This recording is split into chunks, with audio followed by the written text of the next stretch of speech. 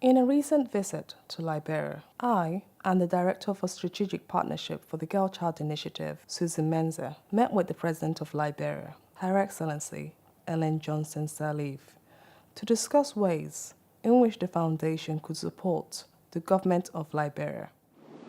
What was done to achieve such a positive change in the political and social stability of Liberia? Well, I guess the first thing is to maintain the peace. And that has meant working with our security forces, getting them professionalized and trained, having an open government where people felt free to associate, to speak, to practice their religion, and then tackling the economy, making sure that basic services were restored to the population. I mean, it was a devastated country with a collapsed economy that nothing was functioning. And so that's how we've been able to have 10 years of peace, a lot of tolerance, leadership tolerance in a society that's so open as ours. But we now feel like we've put the fundamentals in place, and the economy has been growing quite well, as over 7% over the past 4 years. We settled our debt issue. We've mobilized direct foreign investment, but we still have challenges. Infrastructure that prohibits us adding value to our raw materials, and youth unemployment.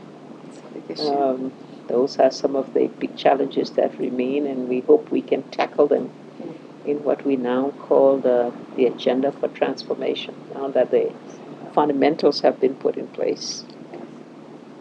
How can the Olusegun Obasanjo Foundation assist Liberia in the areas of youth empowerment and employment? We believe we have to give the youth an education and a skill. For many of those who are first-time, school entrants, obviously you want to give them a good education. For many of them who are young adults who've been bypassed by an education and cannot go back to primary school, you're talking about a skill.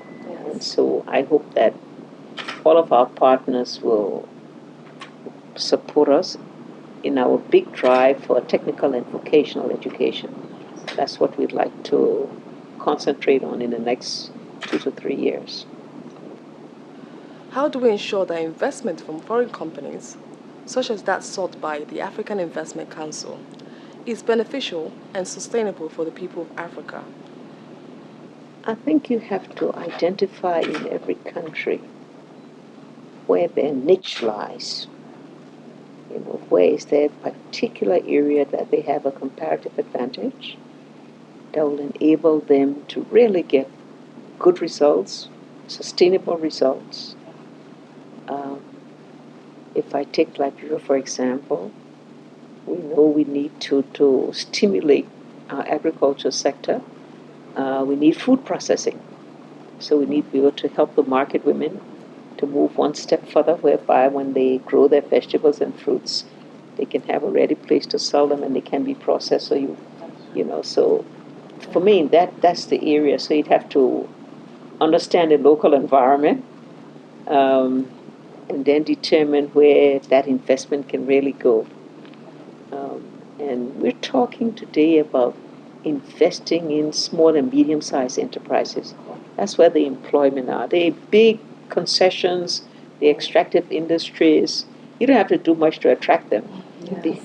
Because they bring in the big capital equipment and, they extract and whatnot. But the sustainable areas, the permanent areas that will last will be doing that, so you be able to build a middle class. Women in Africa face particularly tough challenges in developing education, skills, and finding employment. What is your advice for young African women? Find your focus. Where can you best serve to make a difference? If you're a good business person, then take the risk. Open a business, make it work. Yes. Make profits, make it successful, promote employment. if you're a good teacher, then we'd like to see where you stand up and somebody will recognize you as the teacher of the year. Yes. Because you made a difference with, in the lives of the young people that you taught. So it's to find that area of focus where what you bring to it, your talent, your skills, will really make a difference and become noticeable, become quantifiable. So sometimes it's difficult to identify that area. It is. We keep reading about you. People like yourself inspire us. So President Obama will say, look at her. The one thing is, once you begin to identify something and it works and you begin to move up the ladder, then, it almost gathers its own momentum and you move from one. He says to me, it's harder. It's hard getting on top, but it's also harder To stay there. Absolutely. At that level. Absolutely. He said sometimes it can be much harder. Indeed it is. Indeed it is. So when you go see my once you reach up there, you become the focus. You are under the microscope. Everybody who's standing there is looking up to see, will you fall? Yeah. Thank you very much for your I will be time. back again. Very well. Thank you.